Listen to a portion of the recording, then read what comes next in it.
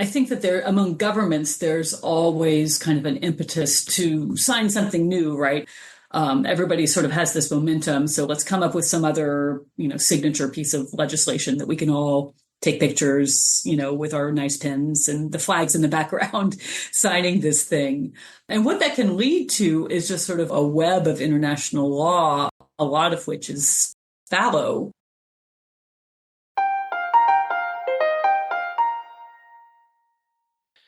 Welcome to the Case for Conservation podcast, where we explore biodiversity conservation and the environment more broadly and interrogate conventional wisdom for the sake of a more robust case for conservation.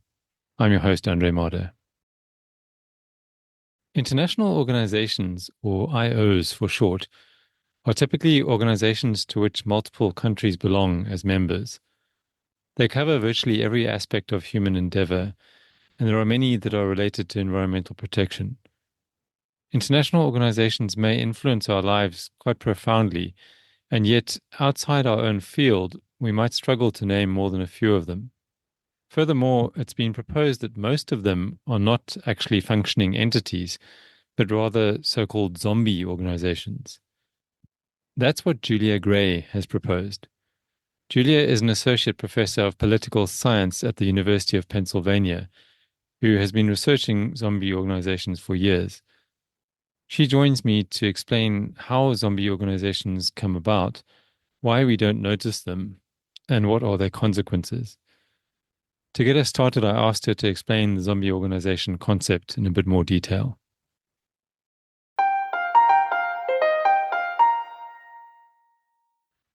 This is a term that I kind of came up with, right? But it's actually a very common concept in a lot of organizational studies, right? Like, in studies at the firm or of public agencies, we all kind of acknowledge that institutions, when they are once created, live their lives, right? And it's not always just like all guns blazing at all times.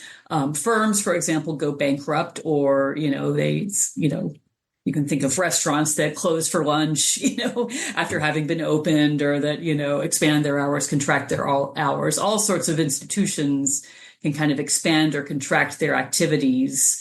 And some of them can really just kind of go inert. Like one of the things that I became interested in when I was studying this topic was just this kind of assumption that once you join an international organization, well, that's it. You're kind of bound by it for the rest of your days.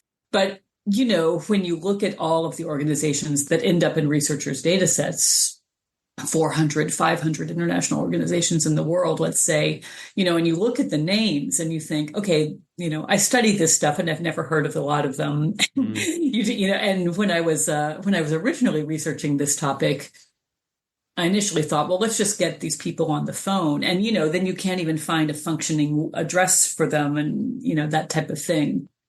So, I should say, I think about the concept of zombie organizations as something that is very specific to particular issue areas. So like I said, or manifests itself differently depending on the issue area. So I studied trade, and it was pretty straightforward to look at the trade organizations in the world because, as I said, unlike the environment and climate, there are separate institutions that really do just deal with this. And they're supposed to do something pretty obvious, which is to trade goods, and services. And economists have, a gravity model that they've developed that is pretty standard, where you can tell if countries are trading more or less for what their expectations should be. And so it was straightforward and relied on sort of existing assumptions about what an expected trade organization's output, or what a trade organization's expected output would be, right? Like, just look to see if they've traded. And so I kind of got enthusiastic about saying, this percent of trade organizations are zombies. They're neither trading. That's how I measured it, as if they were trading sort of at what economists would think would be the expectation given their factor endowments and their proximity to each other and that sort of thing. And if they're having kind of regular meetings and showing up, like if they can find some evidence that people are actually attending the meetings that they're supposed to be attending. But it turns out that a lot of international organizations, as you alluded to when you were discussing the UN, they do a lot of different things, right? So there are some organizations that really just focus on trade, but trade is really complex and it covers a lot of different issue areas. And in fact, a lot of international organizations, even if they start out with a simple mandate, like the mandate of trade, well, what happens if they don't do that very well? Often they go looking for another issue that they can do well, right? Sometimes that's sport, and sometimes it's security. And so one of the things that I've found, the more and more that I research this topic, is that the more you get to know about international organizations, the kind of more difficult it is to really say resoundingly, like, this organization is a zombie, or this one is, and this one it's not, because they do a lot of different things, and they may do some of them more actively than others, or they go through periods of dormancy and then get kind of resuscitated as well. So even within the same international organization, you sometimes see variation over time. Often you see variation over time. Right. I guess there's also a motivation for them to give the impression that they're not zombies, that they're still going, right? So if you do manage to get someone on the phone, for example, they're going to be marketing themselves as hard as they can, I guess. Yeah, certainly. Yeah, I always say to people, if you don't believe that this is a phenomenon, you've never been in a university or at a faculty meeting, right? Which is just full of things that were set up at a particular purpose at a particular time. And then for a variety of reasons, they've gone on past their initial mandate, and whether that's because they successfully completed the mandate or they failed at completing the mandate or they shifted gears, a lot of it. And we have a lot of theories in the social sciences for this type of thing, right? Like we call them principal agent theories, where like the agents that you delegate a certain task to have an incentive to keep their jobs and extend their jobs, right? And so it's totally a phenomenon of organizations more broadly, and international organizations aren't much different.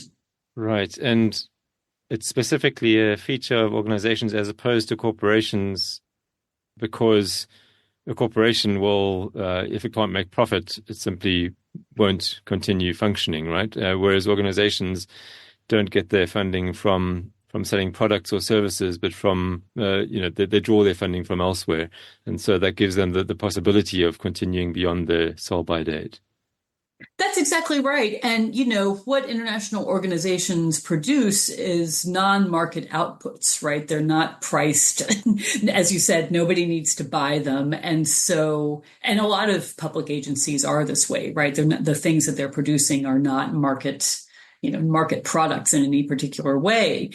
And so who's even to say, least of all themselves, that the products aren't good or aren't competitive or that type of thing. Now, you mentioned firms do go bankrupt, and that's true. There are certainly like zombie firms, right? And, there are firms that, sort of money laundering firms that look like they're doing something, but their real purpose is for something else. So I think the distinction isn't quite as cut and dry, although you're absolutely right that organizations, although they do have to, please the member states at the end of the day, right? They have to give them something, but their funding doesn't come from finding new markets or new, consumers to buy their particular product.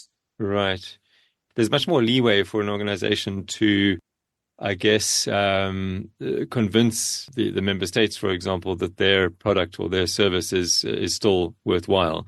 Whereas with a firm, it depends entirely on whether the customer is purchasing it. So that line is a little bit more blurry within organizations, which I'm postulating here. But I guess that also makes it, as you said, very difficult to tell whether an organization is a zombie or a live organization. Right. How do you put a price on cooperation, first of all? And, a lot of the organizations that I would put more in the zombie category, they do spend long periods of, people will come to the meetings, but sort of nothing will come out of it. And if it's a firm selling a product, that just means like, oh, nobody wants your product, right? Nobody's going to buy nobody's going to buy this product, and you've got all this inventory that is now worthless, right? In terms of government officials having meetings, though, so much of it is not market outputs. Are they growing, over time to a closer understanding? Are they having difficult conversations? Possibly. And to your earlier point, I think everybody would have an incentive to say, no, these discussions are valuable and this is worthwhile. And, it's worth something to get different government stakeholders in a room, even if we don't all agree to, do what we said that we were going to do. And maybe that's right. As I say, the more that I learn about these organizations, the more difficult it can be to make a hard judgment. Do you know of any, or do you know of which international environmental organizations fall within the zombie category? I mean, do you have any particular examples of ones that have kind of fallen by the wayside? And I imagine these are probably, if you do have any, they're going to be ones that are not familiar to people, but it might still be interesting to know. So I have to say, in the data that I've worked on, what academics do if they don't know anything is to co-author something with somebody that does know something. And I've always wanted to do an explicit sort of zombie valuation of environmental agreements, but I need a good co-author because the world of those agreements is much more complex than what I can get my mind around. A lot of the environmental cooperation is in the form of treaties or conventions, or it's embedded in sort of sub-agencies of bigger organizations like the UN or like the World Bank, right? Very important work going on in those organizations or in regional organizations. So I can tell you, for example, about a whole variety of commodity organizations, like coffee agreements and, that type of thing that have definitely gone into zombie or all at dead form.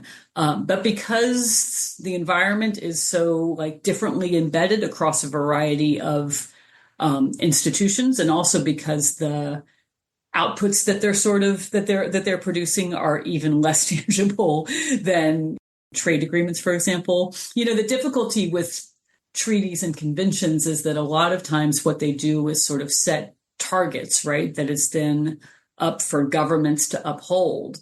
And so then it kind of becomes a question of well, it's not as though the organization itself is sort of doing something or encouraging something. It's just that, you've got to go back home and do what you said that you were going to do. And so, if anything, I think of the environment conventions as almost being more like security conventions, the things like the Non-Proliferation Treaty and that type of thing, where, the output that you're looking at is sort of a state commitment not to do something, right?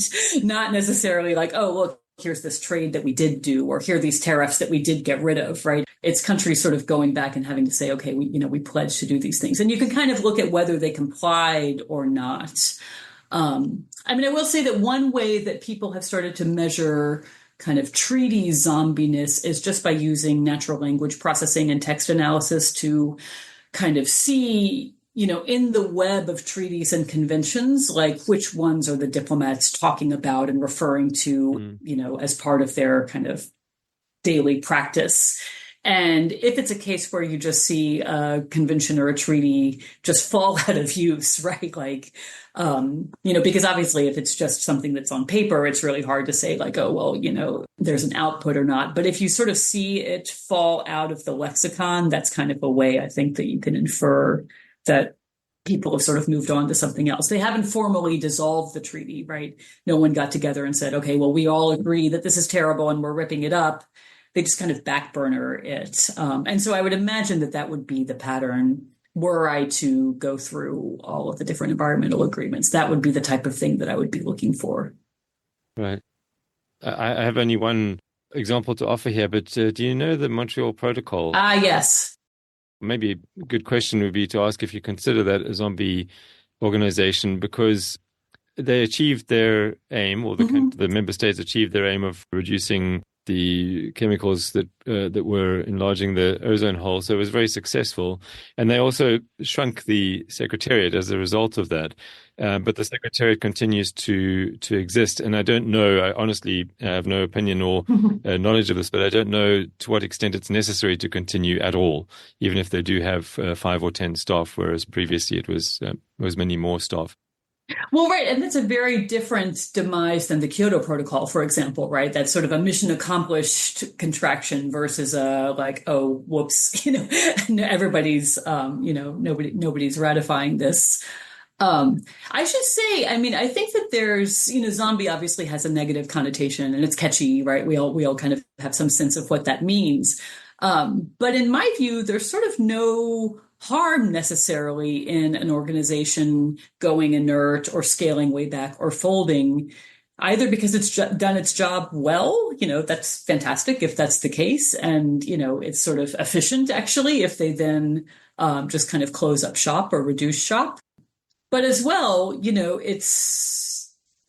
I think that among governments, there's always kind of an impetus to sign something new, right?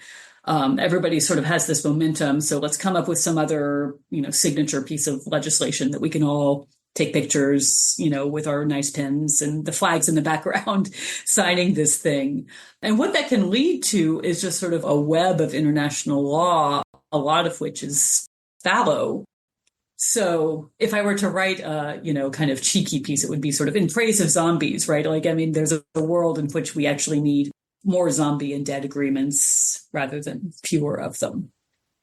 So I can understand what you mean by scaling back would make a lot of sense. And like the Montreal Protocol, maybe it's useful to have a small secretariat because it's not very expensive to have a small number of people. And who knows, maybe a new chemical emerges that starts causing ozone problems, and then we're ready to deal with it much more quickly than we would have been otherwise.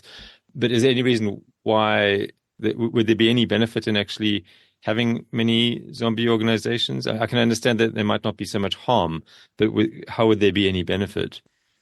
As I say, to counteract the kind of impetus to reinvent the wheel over and over and over again. I mean, I think one thing that does happen is that organizations do build up certain competencies, right? And the staff get experienced in doing certain types of, oversight and certain types of reporting. The danger, I think, comes where there are too many of them, right? Because, I mean, one of the patterns that you notice when organizations are kind of not becoming the focal point for where, diplomats are sending their energies is that indeed, people stop coming to the meetings, or they send their lower level staff, and so once you get down that road, it can be pretty hard to pull yourself back, right? Organizations have done it. I mean, the United Nations was kind of backburnered once the Cold War really really kicked in from sort of the 60s to the 70s, and so definitely organizations will ebb and flow. But yeah, I mean, I think in a perfectly coordinated world, not all problems of international cooperation look the same at all points in time, right? And IO staff do build up some degree of expertise. So even if a particular crisis gets resolved or goes away, the pandemic, for example, like nobody's talking about disbanding the WHO just now that COVID is over, right? Because there are sort of new things. I mean, I don't know what the optimal number of functioning organizations versus zombie organizations would be per issue area, right? That's sort of an interesting exercise to think about, but you can imagine that, the world is increasingly complex and integrated, and it's kind of helpful to have sentinels on the watch, even if they're not firing their guns the whole time. I was really surprised to hear that, and you alluded to it early on in this discussion as well, that you think that the vast majority of IOs may actually be zombie IOs. And I guess this is a very general question, but how can that be?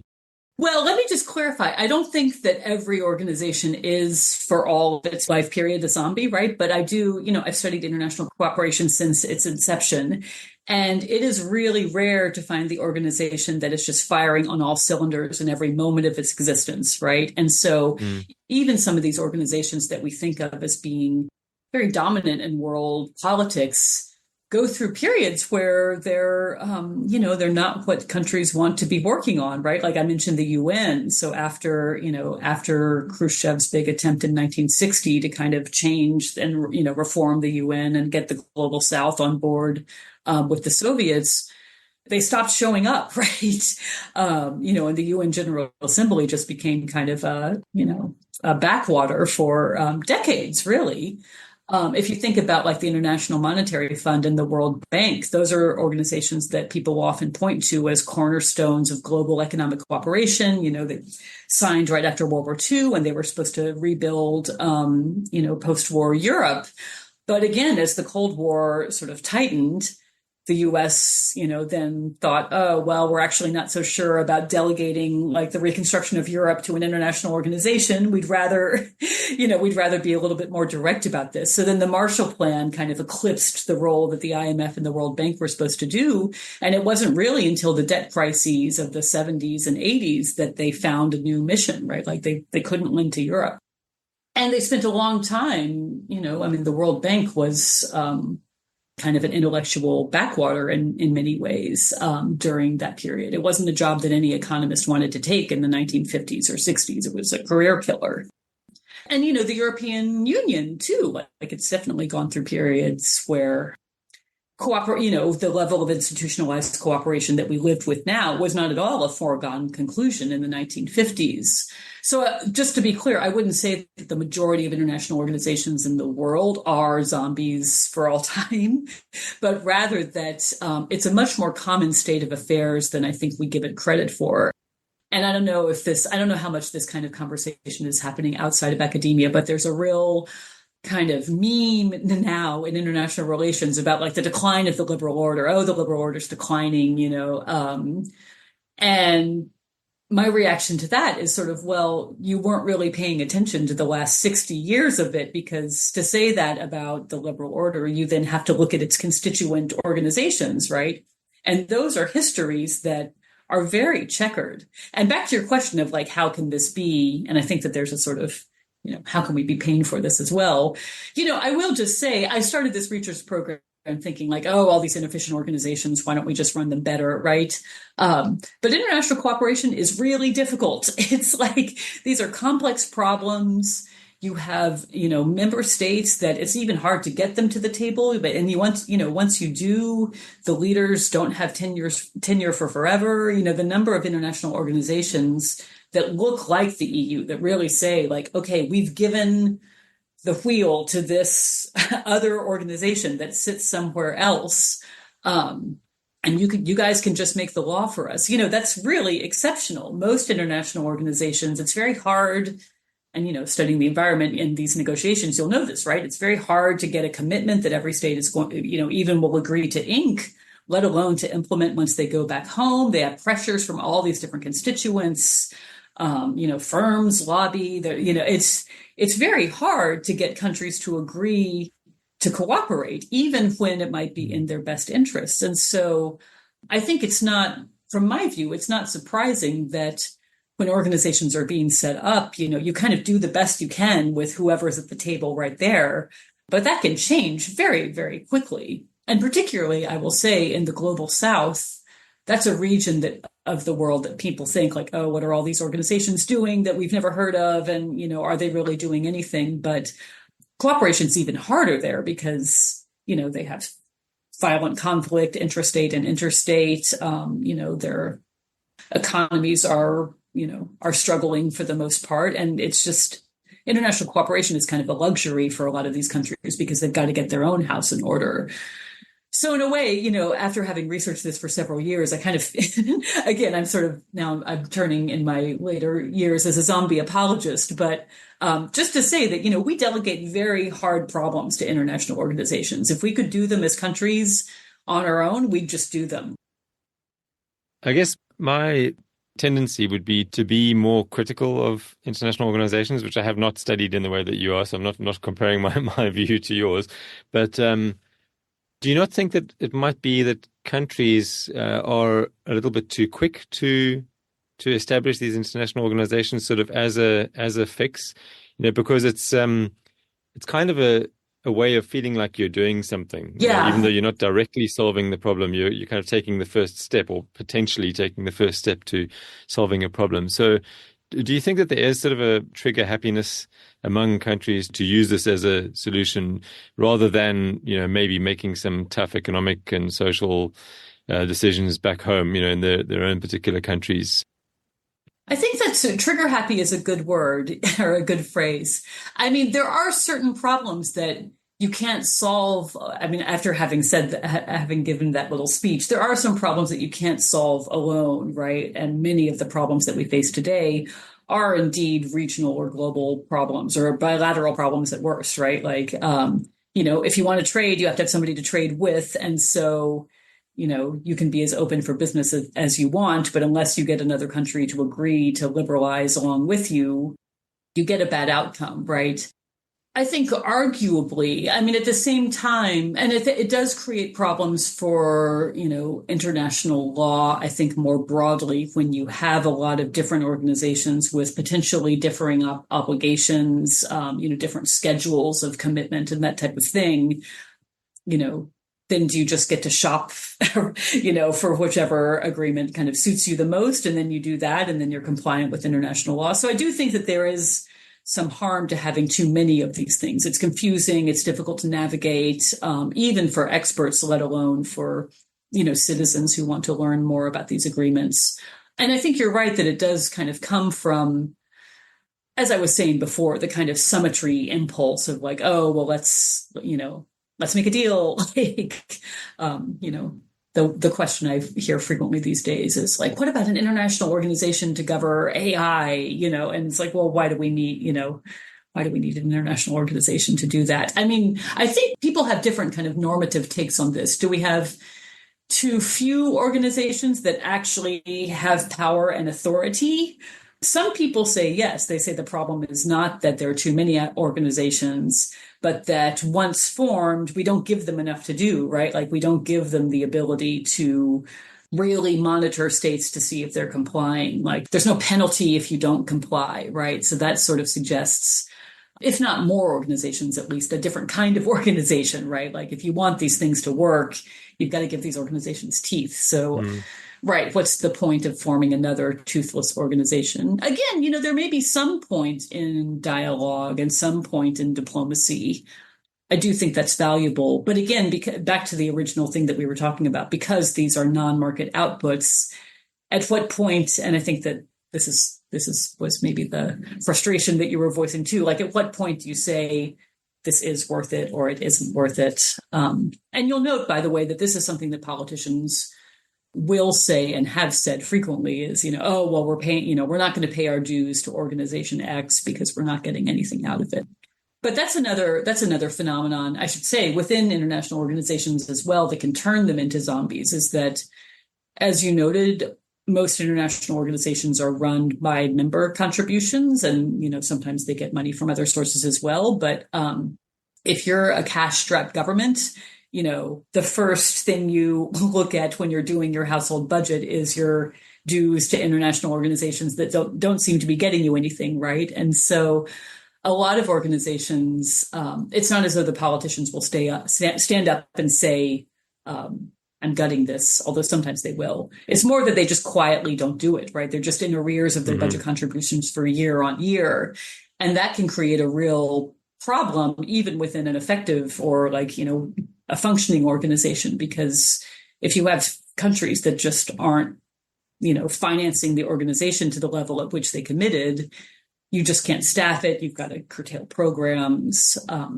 So that impulse of countries to pull back from their commitments, I would say, is the thing that really makes the zombies, right? So then it's back to the countries, not to the organizations themselves. In the biodiversity realm, there's an interesting scenario where there are various biodiversity conventions and their mandates overlap quite a lot with each other, especially the bunch of quite specific conventions. And then there's the Convention on Biological Diversity, which is quite a lot more general than those. And then a lot of people have said that there's no need for these smaller, more specific conventions. The CBD kind of covers all this stuff. But the interesting thing is that those smaller conventions actually precede the CBD. They existed beforehand, and so they were very necessary at the time. And the other thing is that some would say that those smaller conventions continue to do a better job on those particular issues. But you also couldn't do away with the CBD because that is the umbrella convention, and the strategic plans that it puts out, for example, are kind of followed by all these other conventions. So it's a good way to kind of bring their mandates together, or the mandates of the countries together. So it's a tricky one there. I mean, I don't know what I would recommend in that situation, but there might be some zombiness involved there. I think that all of them are doing some good, but there's still quite a lot of deadwood, quite a lot of detritus, and especially because of that overlap that exists. And I would imagine that you see that in other fields as well, other areas. Certainly, yeah. I mean, the Western European Union, for example, which was a security arrangement among within Western Europe, kind of got obviated by NATO. Hung around doing some things well for decades, but then kind of drifted off and quietly folded. Yeah, it's an interesting question. You do sometimes see organizations being superseded by more fit for purpose ones. But often, as you say as well, you just see a lot of overlap and a lot of replication, and it's sort of unclear what the new organization is doing that the older one isn't. Or, some of them are doing a couple of things well. So then it's like, okay, well, there's no need to really just pull them all the way out. I don't explicitly study dead organizations, but there are other researchers who have, gone through every single organization since, the 1800s and looked at those that really died off. And it's not as frequent as you might think. I can't remember what the sort of population rate is, but, it's lower than 20%, I think, which is also kind of surprising because the world has changed a lot in 200 years. But I know in my own work for trade organizations, for example, it's just far more common, or regional organizations whose aim is to promote trade. It's far more common for you just to sort of hear nothing about them for a while. There are a couple of examples, like the East African Community, which was started in the 60s, then in the mid 70s, you can actually find their kind of sad and poignant last meeting where they all shook hands and agreed that they'd had a good run. And, okay, this is going to be the end of it. Like, what are we going to do? What are we going to do with the assets? Do we sell everything off? Do we liquidate it? But yeah, more frequently, these things do just kind of hang around. And I think that's the case for a couple of reasons. One, it's hard to really get every contracting party to agree to, if they can't agree to cooperate, they also won't agree to fold it, right? There'll always be somebody who's getting something out of it. And so, to really get everybody on board to say, okay, we're killing this thing, can be difficult. And also, it's just, to your earlier comment about the trigger happiness, it's much more fun to form something than to kill something, right? Like, nobody wants to go to that party where you're sort of mournfully killing off an organization that didn't work, right? So far more frequently, you see a very similar organization kind of cropping up, and even sometimes the staff of one kind of quietly migrating over to the other. Although that can be hard to, that's more anecdotal than numeric. But. Mm-hmm. You spoke earlier on about the justification, I guess, for zombie organizations existing, but what about the costs? So, and you also mentioned that there is this kind of up and down nature. I guess originally I had the idea that an organization begins and then it either continues or dies or becomes a zombie forever. But as you've indicated, it can be an up and down thing, right? You can sort of be a zombie and then come back to life again repeatedly. So I guess I'm thinking specifically about those organizations that become zombies and just continue to be zombies, but perhaps also the examples that you gave of that sort of up and down phenomenon. What is the downside? Like, why is it is it a problem? And if so, why is it a problem that so many of these organizations exist in zombie form? Yeah, organizations aren't so very expensive. They don't have to be very expensive, but they're not nothing, right? They do cost something. And so certainly if you're a poorer country that is struggling with, your budget more broadly, even membership in a bunch of different zombie organizations can put a strain on public financing, right? So there's that. I do think as well, particularly for countries that don't have a really deep diplomatic bench, versus a country like the US or the UK that just, has an army of negotiators that they can send all over the place.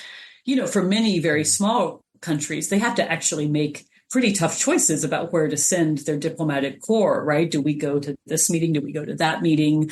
And, when you have organizations that are sort of demanding a lot of diplomatic resources but aren't doing a lot, that can, I think, be harmful for cooperation overall, right? Because unless everybody gets the memo, that you can just have a period of real inefficiency and disequilibrium where some of the good people are over here and others of them are over there. It can really impede progress in a way that progress might be more possible if there were, more concentrated focal points. So I do think that that's a problem on the negotiation and the sort of commitment side. But then, as I mentioned as well, I think it's also just a problem for the user, right? I mean, again, in my area of trade, what you look at is sort of firms in countries, right? And I imagine that there's an analogy or an analogous group within the environment or climate or biodiversity and stuff, right? Maybe it's an NGO or maybe it's a just citizen. And if you're wondering whom to hold account, right? And you have this sort of array of treaties, how can you sort of parse out whether your government is complying with its commitments? So to have kind of layer, and, the firm analogy for that as well is that if you're trying to export something to some country, right? If you're a firm that's trying to make a business plan, whose rules do you use and whose rules do you think are going to come into effect once your product gets to the border? If there are a lot of overlapping preferential trade agreements, for example, it can just really chill firm activity because a small business would reasonably say, forget it. I'm just not going to, I'm just not going to do this. There's too much red tape to navigate.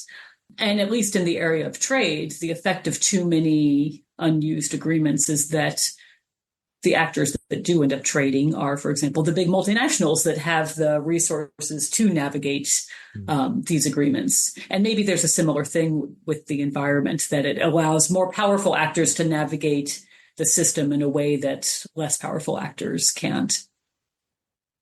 Has anyone done because I was kind of, in preparation for this discussion, I was stuck a little bit on the cost aspect of zombie organizations, because I know that UN staff salaries, for example, are incredibly competitive, and the cost of these meetings can also be pretty huge as well. And that cost is covered partly by individual countries sponsoring their own delegates to go, but also the host country puts a huge amount of money into them, and the secretariat staff, et cetera, who all fly business class, that kind of thing. It does add up when you look at how many of these meetings and how many of these organizations there are.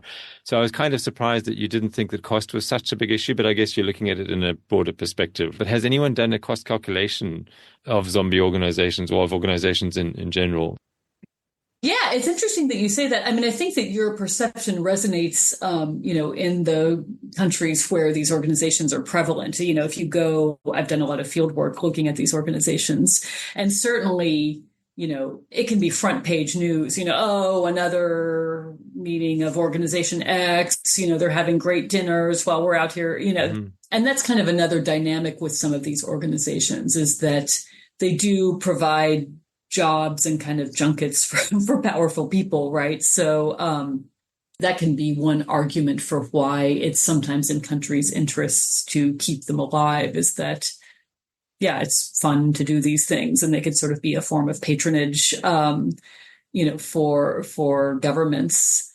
In terms of the costing, it's interesting that you say that. When I first started doing this project, I had this idea, just as you say, to sort of get budgets from these organizations and actually kind of see, comparatively, like, first of all, how much was being spent, and then, what the inefficiencies were if an organization really wasn't producing a lot. It's very hard to get budgets from those countries, or it was for me at the time. And so, it just totally depends on what they've made public and what they haven't. And most of them kind of haven't. And, there was a library fire in one of them. So the record keeping is not great. There are, I should say, I sort of abandoned that line of inquiry, but there are researchers like Aaron Graham at Notre Dame who work specifically on IO budgeting and the kind of politics of IO budgeting. I think that stuff is really interesting. I have never yet seen a I mean, one of the things that for the budgets that I was able to kind of scrounge up from these organizations is that they all just spend their money really differently. In fact, some of them spend a lot of money on meetings, some of them spend a lot of money on staff, some of them spend a lot of money on programs. They also get money, a lot of these organizations from external donors like USAID or like DFID in the UK, the development agencies. And back to sort of like the purposes of zombie organizations, right?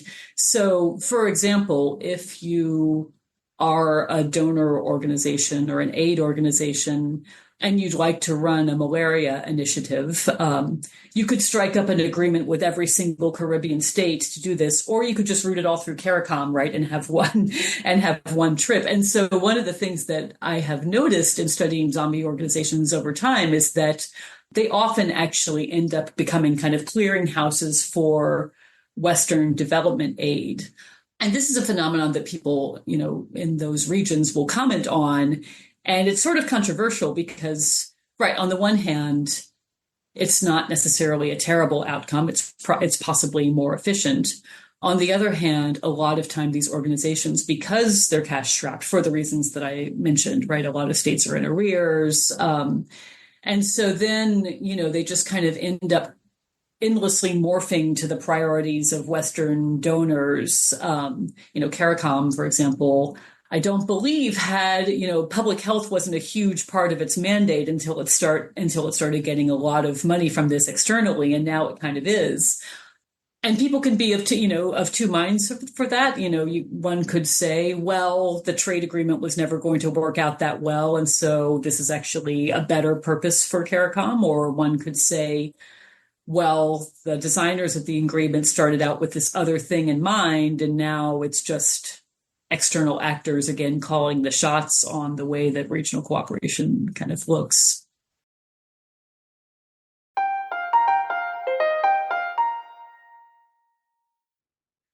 Next time, I'll be posting an episode that I recently recorded with previous podcast guest Sharachandra Lele.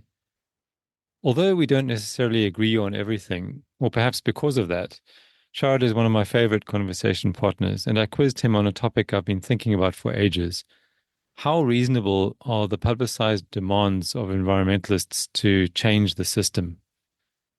To some extent, this is a counter-narrative to the recent chat I had with Ronald Bailey in episode 48, and vice versa. So you might want to listen to these two as a set.